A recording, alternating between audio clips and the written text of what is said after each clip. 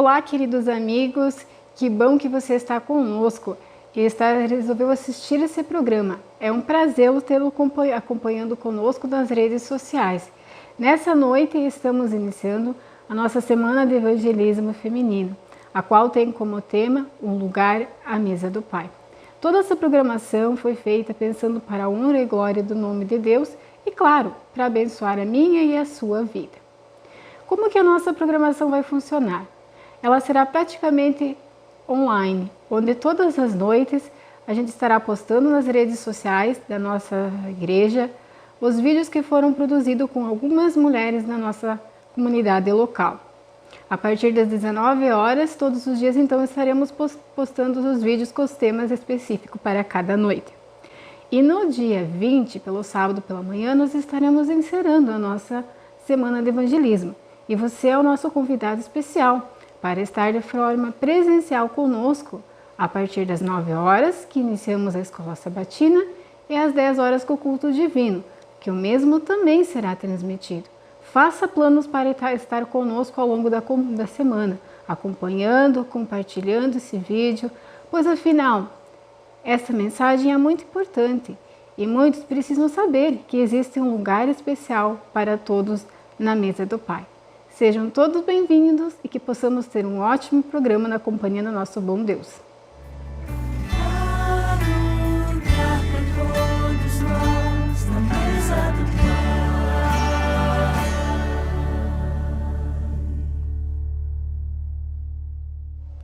Boa noite, que bom que você decidiu estar aqui conosco novamente. Estamos iniciando nesse momento o nosso primeiro tema da nossa Semana de Evangelismo. Um tema muito especial, afinal, ao longo da semana serão 8 temas que nós estaremos abordando. Esses temas são muito importantes. Hoje, basicamente, nós vamos estar abordando sobre o tema de um lugar à mesa para os que se sentem culpados. Também vamos falar um pouquinho sobre o lugar à mesa do Pai para os que se sentem rejeitados e para que estão em luto. Sim, existe um lugar especial para cada um de vocês que estão passando por esses sentimentos. E ao longo dos demais vídeos, vamos descobrir novos temas bem relevantes para o nosso dia a dia. Qual seria o sentimento de culpa? Quem já não se sentiu culpado por algo que fez? É normal, é comum, somos pecadores e acabamos cometendo erros e nos sentimos culpados. O sentimento de culpa, ele traz aspectos positivos e negativos. Existe aspecto positivo quando reconhecemos o erro e buscamos resolver. O aspecto negativo é quando o erro não partiu da nossa iniciativa e nós não podemos evitar. A culpa é muito dolorosa. Ela traz consequências físicas e mentais para o nosso organismo. E por consequência, essas consequências físicas e mentais levam a desenvolver outros problemas, como atualmente se fala do mal do século, que é a depressão. Isso mesmo, quando nos sentimos culpados e carregamos esse sentimento de culpa, acabamos desenvolvendo o sentimento da depressão, da ansiedade. E muitas pessoas chegam ao ponto, inclusive até de tirar a própria vida. Recentemente, aqui em nosso município, uma jovem em torno de 20 a 21 anos atentou contra a sua própria vida. Segundo familiares, ela também enfrentava o problema da depressão. Não sabemos se ela tinha algum sentimento de culpa ou não, mas o que sabemos é que a culpa, se não for perdoada, ela traz consequências muitas vezes irreversíveis. Mas da onde que surgiu a culpa? Eu gostaria que vocês acompanhassem comigo lá no livro de Gênesis, no capítulo 3, conta a história de Adão e Eva. O primeiro sentimento de culpa do ser humano surgiu lá no Jardim do Éden. No Jardim do Éden, um lugar perfeito, o sentimento de culpa? Sim, exatamente. Eva e Adão viviam num lugar perfeito. Porém, como todos nós conhecemos a história, Deus deixou uma instrução muito importante da qual eles deveriam seguir. De todas as árvores que existiam no jardim, eles poderiam comer, exceto uma única árvore. que costumamos chamar de árvore do conhecimento do bem e do mal. Eva se descuidou, se afastou de Adão e foi tentada pela serpente, que nessa situação era o Satanás, a comer do fruto. A princípio, o fruto não era ruim, então ela ofereceu para Adão também. Adão comeu do fruto. Após comerem do fruto, como era de costume, Deus chamou Adão e Eva. E uma situação que nunca havia acontecido anteriormente aconteceu naquele momento. Eles tiveram medo e o medo levou-eles a se esconder. Até então eles não tinham medo, mas na verdade não era um sentimento de medo que estava surgindo, era um sentimento de culpa. Porque naquele momento eles reconheceram e perceberam que eles haviam feito algo errado. E veio para eles o sentimento de culpa. Adão e Eva reconheceram que agiram de forma errada e o sentimento de culpa veio à sua mente naquele momento. Quais são as consequências da culpa? Uma das principais consequências do ser humano decorrente da culpa é que a gente sempre tenta buscar um culpado pelas nossas ações. Ou não é assim? Quando acontece alguma coisa com você, você sabe que a culpa é sua, mas você fica com medo, fica com vergonha e você tenta se livrar daquele sentimento de culpa buscando um culpado. Temos a tendência sempre também de querer saber de quem é a culpa quando acontece alguma situação complicada. Gostamos também sempre de achar culpado para tudo que ocorre ao nosso redor.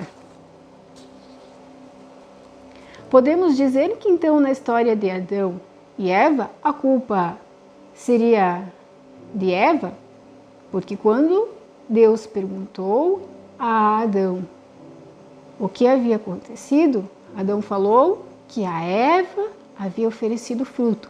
Por consequência, Eva falou que a serpente havia oferecido fruto. Vocês perceberam, amigos, como que é? Isso acontece no dia a dia. Nós, seres humanos, temos a tendência de sempre encontrar um responsável pela nossa culpa. Não assumimos as consequências das nossas escolhas. Adão e Eva buscaram um culpado.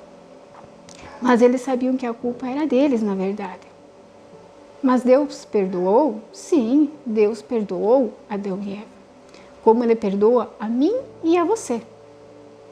Ele perdoa a todos, mas para isso basta que nós nos arrependemos. Mas precisamos de um arrependimento sincero, de um arrependimento verdadeiro. Não basta eu me sentir arrependida pelas consequências do algo que eu fiz errado. Eu tenho que me arrepender da ação.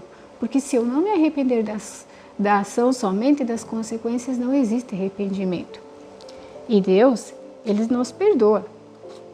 Lá em Salmos 32, 5, diz assim: reconheci diante de ti o meu pecado e não encobri as minhas culpas.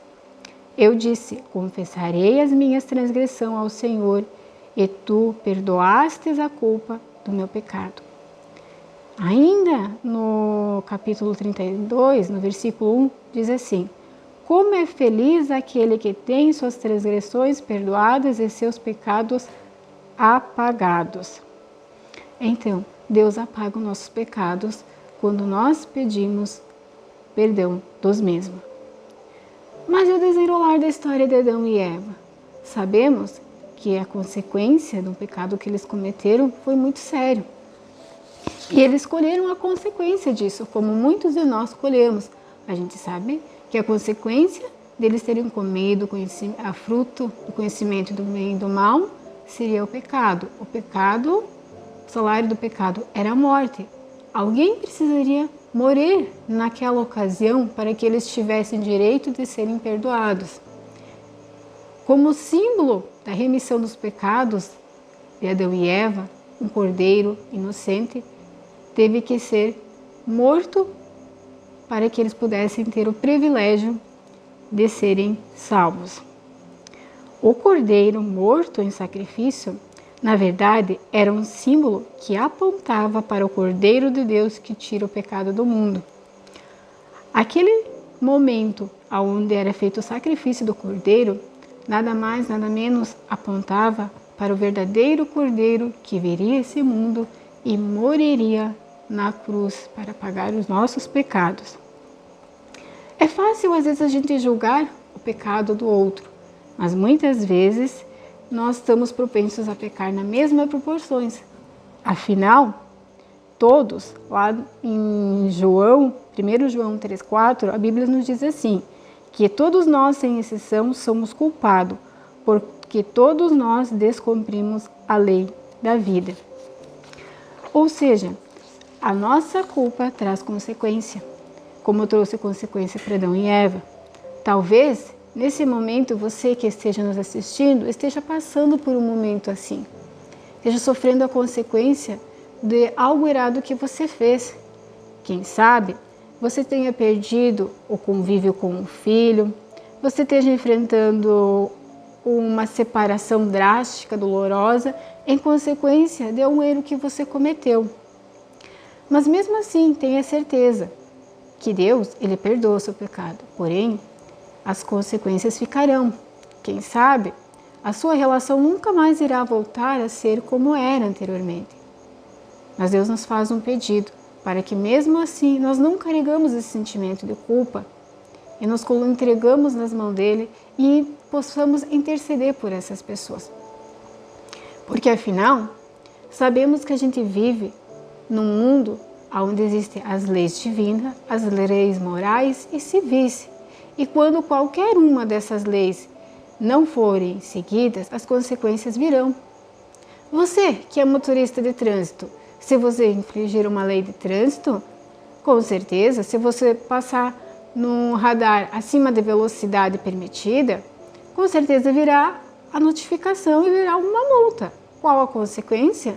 Você terá que pagar por isso financeiramente e também terá uma pontuação, que isso também acarretará consequências ao longo do tempo se você vir a cometer novamente a mesma infração.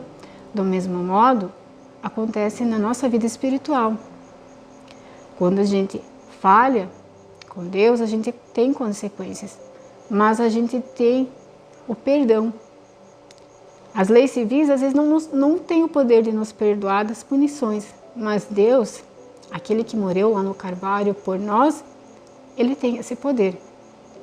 E é por isso que Ele prepara um lugar especial para mim e para você. Não importa qual o sentimento de culpa que você esteja carregando nesse momento. Talvez o seu coração esteja triste nesse momento. No Calvário, Jesus levou a culpa dos seus pecados e dos meus. E se você pensa que foi longe demais e que não pode ser alcançado por esse perdão, não caia nesse engano, pois o inimigo, ele é muito astuto em tentar distorcer as coisas e fazer levar você a pensar que para você não existe mais salvação, não existe mais saída. Afinal, é tudo que ele mais deseja é não ver você ao lado de Deus. Então, não tenha dúvida, meu irmão, meu amigo, que há um lugar na mesa do Pai para todo o que se sente culpado. Não espere mais, venha a cadeira para você que ninguém pode ocupar. Essa cadeira aqui é exclusivamente sua e ninguém poderá ocupar esse lugar. Está esperando o quê? Tome a decisão de não fugir da presença e da vontade de Deus. Aceite o seu perdão e viva livre da culpa. E se você cair e errar, venha mesmo assim com o coração sincero e mais uma vez livre você estará. Qual é a sua resposta? E para você, meu amigo, que se sente rejeitado, quantas vezes nos sentimos rejeitados? Às vezes, nós não nos achamos merecedor de algum presente que ganhamos, mas a graça é para quem merece e não é para quem precisa. Existe um texto lá em Samuel que conta a história de um menino chamado Mefibosete. Sim, quem era esse menino? Esse menino era filho de Jonatas. Jonatas era muito amigo de infância de Davi. E Mefibosete também era neto de Saul. Esse menino era aleijado, ele tinha uma deficiência em um dos seus membros inferiores. Ele morava numa cidade que chamava Lodebar, que quer dizer lugar sem pastagem, lugar de miséria e lugar de esquecimento.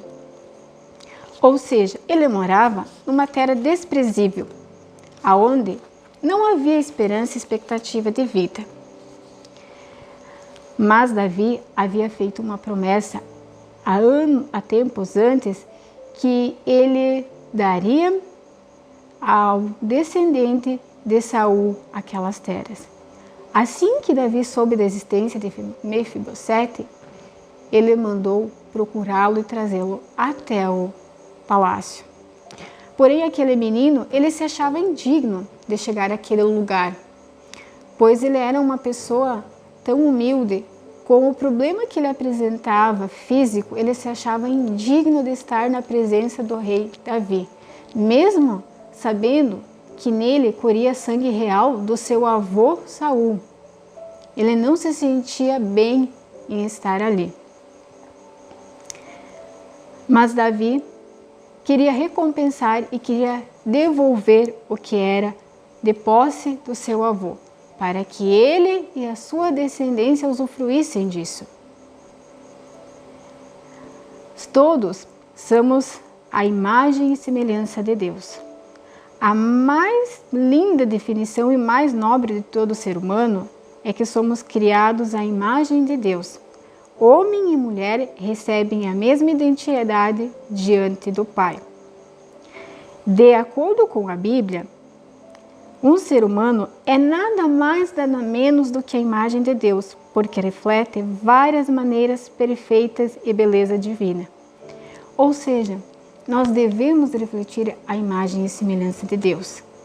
Mas talvez você esteja pensando, como eu, um pecador, olha onde eu estou nesse momento e você vem falar que eu posso ser imagem e semelhança de Deus? Sim, pode, porque não importa qual seja a sua condição física, qual seja a sua condição financeira e qual seja a sua condição espiritual nesse momento, pois Deus quer tê-lo no banquete real, como Davi chamou aquele pobre menino, que já nem era mais menino, mas chamou aquele homem que se achava indigno para sentar-se no banquete real. E assim ele faz nesse momento. Ele chama você que se acha indigno, que você se acha rejeitado pela sociedade, mas Deus não rejeita nem um filho. Deus, ele vai até o último minuto, ele vai lutar por cada um dos seus filhos. E qual vai ser a sua decisão? Perder a oportunidade de participar desse banquete real? Perder a oportunidade da salvação? Queridos amigos, queridos irmãos, os últimos anos, ou melhor, o último ano, muitos também passaram pelo sentimento de luto, de dor.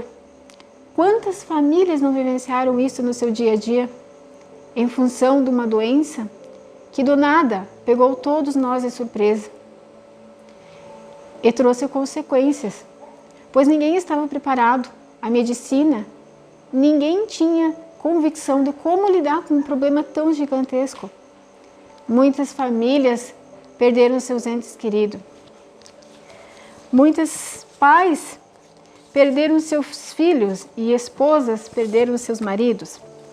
Segundo os dados da Organização Mundial da Saúde, isso de março de 2020 a setembro de 2021, foram mais de 219 milhões de pessoas no mundo infectadas. E as mortes por essa doença, nesse mesmo período, foram de 4,55 milhões de pessoas. Ou seja, em função de uma única doença, quantas vidas se perderam?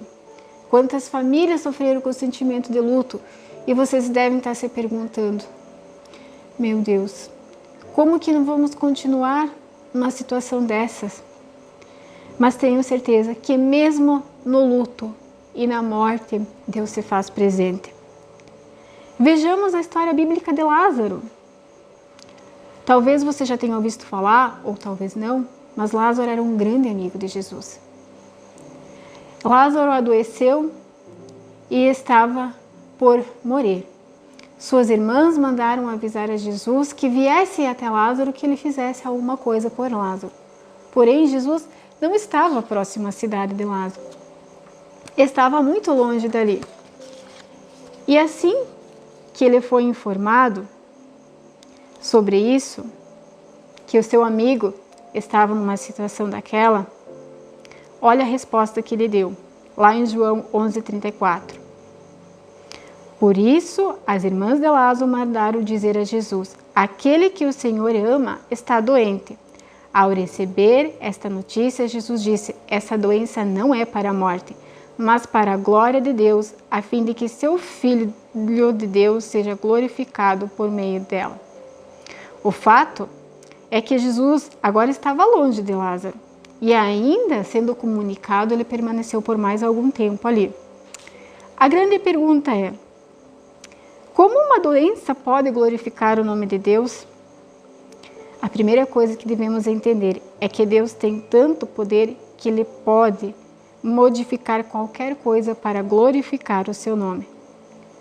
A própria Bíblia registra casos em que pessoas foram curadas. No caso de Lázaro, ele foi ressuscitado, pois ele acabou falecendo até que Jesus chegou ali. Mas Jesus chegou ali e ressuscitou Lázaro, porque ele havia dito que essa doença não era para a morte, mas era sim para a glória de Deus, a fim de que o Filho de Deus seja glorificado por meio dela. Aí você vai me dizer, você está falando de pandemia e está dizendo que isso serviu para a glória do nome de Deus? Não, irmão, não estou falando isso. Mas eu quero dizer que Deus, ele sabe todas as coisas. Ele está no controle de toda a situação. Por mais que talvez tenha sido difícil o que você passou, mas tenha certeza que Deus, ele não abandonou você. E ele quer você ao seu lado. Ele quer levar você junto, lá com ele no lugar que ele está preparando, para que você possa reencontrar esse seu ente querido que você perdeu de forma inesperada. Para que você possa ter momentos de alegria e felicidades, aonde morte, dor, pranto, depressão, rejeição jamais haverá. A mesa está pronta. Você é o convidado de honra. Qual vai ser a sua decisão? Não espere, porque a gente nunca sabe o dia de amanhã. Venha, se achegue como você está, porque Deus não faz distinção de nenhum dos seus filhos, independente de qual seja a tua real situação nesse momento, pois Ele sabe exatamente tudo o que se passa na sua vida e Ele tem o poder, mas para isto basta você aceitar o convite. Então, queridos amigos, esta mensagem que eu deixo para essa noite, existe um banquete especial, aonde há lugar para cada um. Para você que se sente culpado, existe lugar para você. E você, minha amiga, que talvez passa pelo sentimento do luto, da dor, da perda, também existe lugar para você. Pode ter certeza que Deus sofre junto contigo quando você perdeu o seu ente querido. Mas Ele tem um lugar especial para você. Quem sabe você que se sentiu rejeitado, que se sentiu humilhado, se sentiu incapaz, não esqueça, para Deus ninguém é mais que ninguém, todos somos iguais. Que possamos tomar essa decisão de estarmos todos juntos e será um prazer poder ver cada um de vocês nesse banquete real que o nosso Rei está preparando. Tenhamos uma boa resta de noite e convidamos para que amanhã você esteja novamente acompanhando o tema proposto de amanhã.